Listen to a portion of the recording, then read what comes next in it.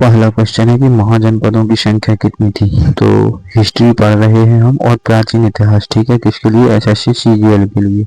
तो पहला क्वेश्चन है महाजनपदों की संख्या कितनी थी। तो महाजनपदों की संख्या 16 थी, ठीक है। अगला क्वेश्चन बताइए, निम्न में से कौन सा एक गणराज्य था। गणराज्य, तो बज्जी एक गणराज्य था, ठीक है।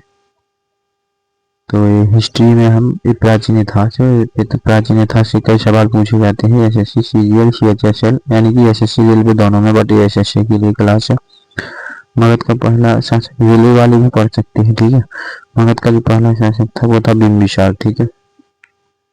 मगध का पहला शासक बिंबिसार था, ओके। किस ग्रंथ में 16 महाजनपदों का वर्णन मिलता है। तो अंगुत्तर निकाय में 16 महाजनपदों का वर्णन मिलता है। अगला क्वेश्चन है, बज्जी महासंघ की राजधानी कहाँ थी। तो जो बज्जी महासंघ था उसकी जो राजधानी थी वो कहाँ पर थी या क्या थी। तो बज्जी महासंघ की राजधानी लिख लीजिए आप, वैशाली, ठीक है। क्या है, वैशाली। अगला क्वेश्चन हो सकता है हमारा, कौशल की राजधानी बताइए। कौशल, कौशल की राजधानी कहाँ थी। तो अयोध्या, ठीक है। कौशल से कौशल्या, कौशल से कौशल्या, ठीक है। और अयोध्या, अयोध्या में भगवान राम रहते थे तो उनकी माता का नाम क्या था, कौशल्या, ठीक है। इससे आप याद कर सकते हो कौशल को। अगला क्वेश्चन, अंग जनपद की राजधानी कहाँ थी। अंग जनपद, तो अंग जनपद की जो राजधानी थी वो कहाँ पर थी, चंपा, ठीक है। कहाँ पर थी, चंपा, ठीक है। चलिए अगला क्वेश्चन है, मगध की राजधानी क्या थी बिंबिसार के समय में। तो मगध की राजधानी थी राजगृह, ठीक है। बिंबिसार के समय में कौन सी थी, राजगृह, ओके।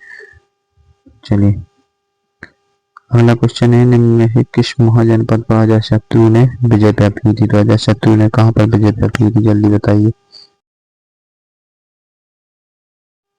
कहाँ पर की थी, बज्जी पर, ठीक है। Right answer is B. अगला क्वेश्चन है इस पर, महाजनपद काल का प्रमुख धर्म कौन सा था, बताइए। महाजनपद काल का जैन धर्म, बौद्ध धर्म, वैदिक धर्म, सभी धर्म थे, ठीक है। तो D answer is the right. Rajgriha किस महाजनपद की राजधानी थी, बताइए। राजगृह किस महाजनपद की राजधानी थी, कहाँ की थी, मगध की, ठीक है। मगध की राजधानी राजगृह मगध महाजनपद की राजधानी थी, ओके।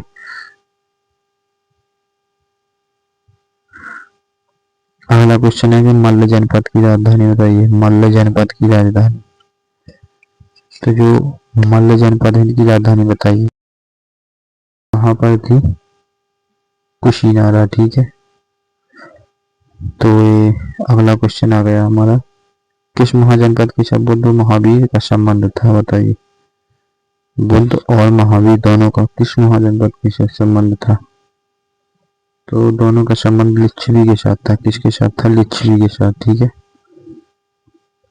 हमारा अंतिम क्वेश्चन क्या कहता है कि अवतार शब्द का प्रयोग किस काल में हुआ था, बताइए। अवतार शब्द, अवतार शब्द का प्रयोग किस काल में हुआ था।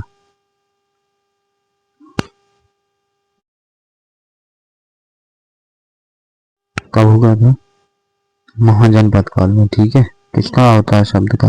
तो ये हिस्ट्री है और एंशिएंट हिस्ट्री है, किसके लिए, तो एसएससी सीजीएल और सीएचएसएल, एसएससी के सभी एग्जाम के लिए, ठीक है। तो डेमो क्लास है और मेरा बैच स्टार्ट होने वाला है, तो यहाँ पर देख लीजिए। अभी देखो, जिसको अभी सीएचएसएल का लेना है तो 15 मंथ की वैलिडिटी है, यानी कि वैलिडिटी भी 5 महीने बढ़ा दी गई है।